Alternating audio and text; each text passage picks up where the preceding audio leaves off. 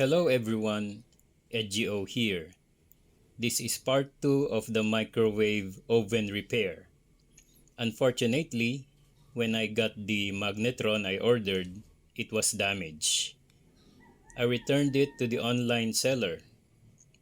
Fortunately, they returned my money back, so everything is okay.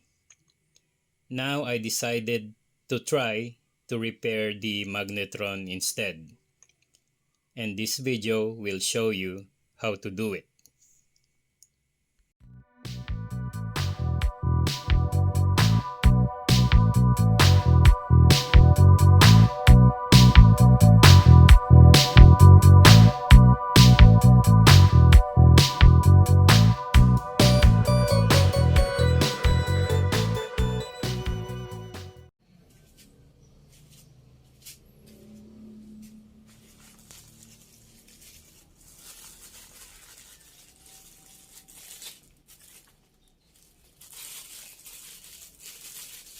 So instead of ordering another magnetron, I ordered these filament sockets, which are way cheaper.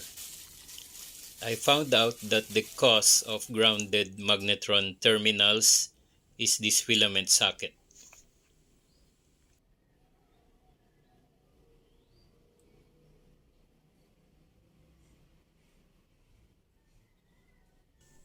I will replace the filament socket to fix the magnetron.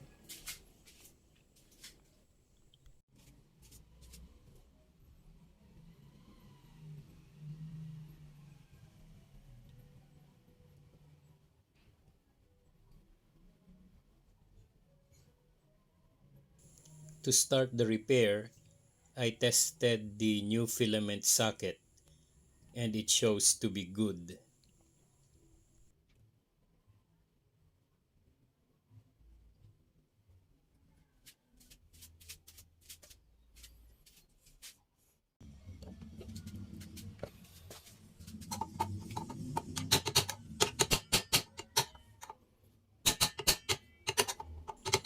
Next, I remove the back cover of the magnetron using a small cold chisel and a hammer.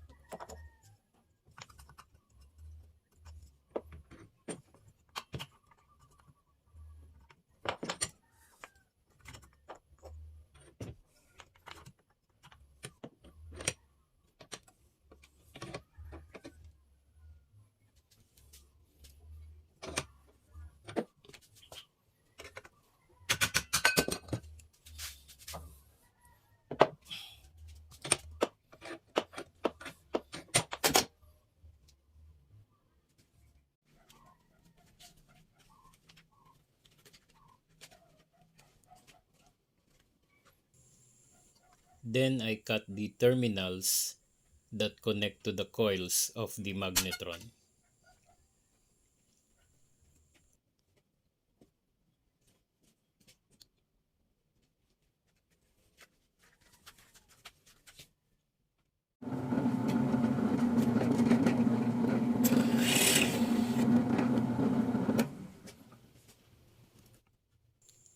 I drilled the 4 holes bigger to be able to detach the filament socket.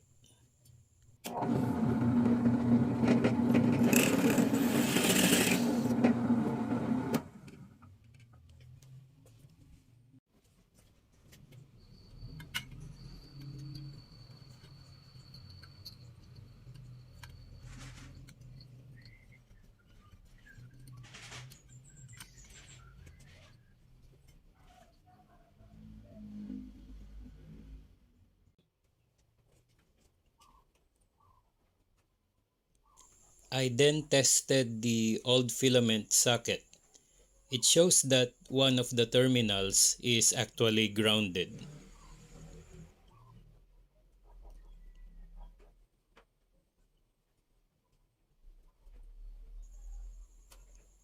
I also tested the coils going to the magnetron and it's a good test.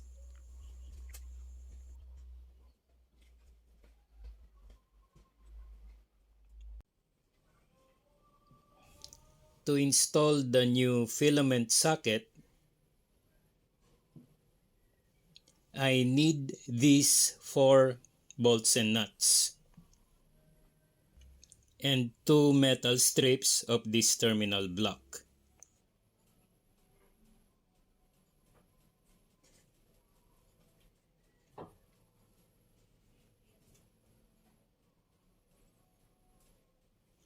I need to remove the strips from the plastic holder.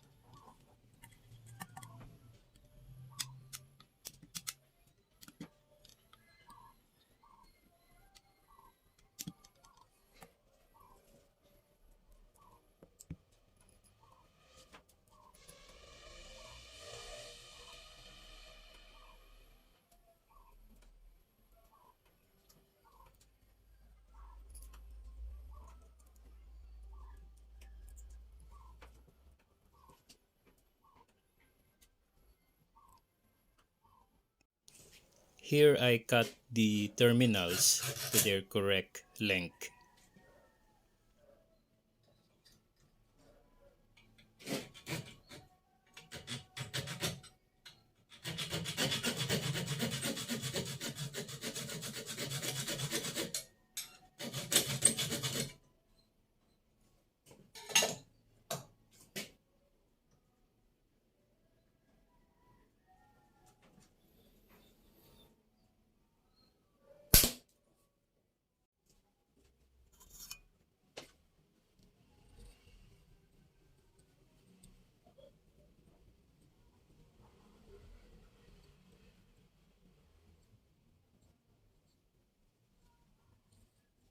Using a soldering iron, I'm melting some plastic to make slots for the screws.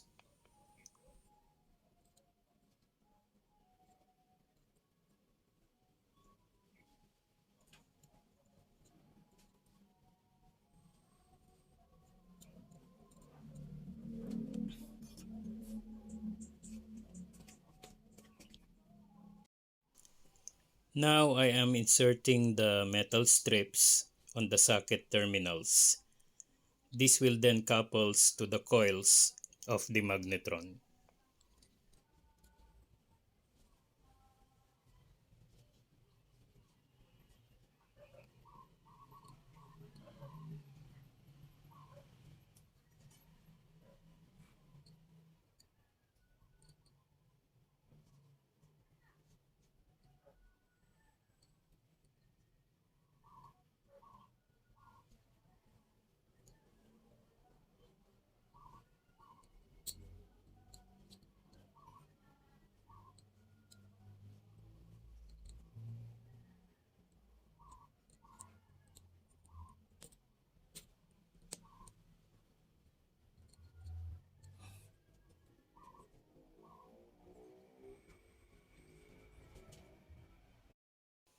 It's time to install the new filament socket.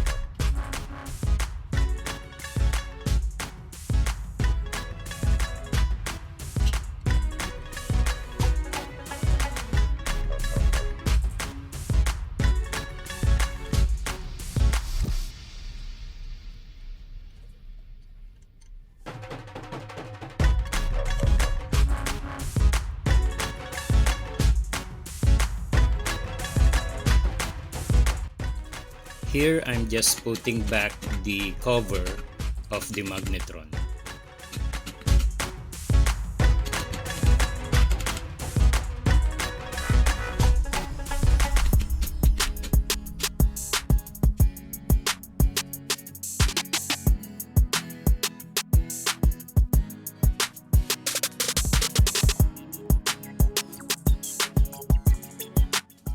And then I did a final test and the magnetron is now good.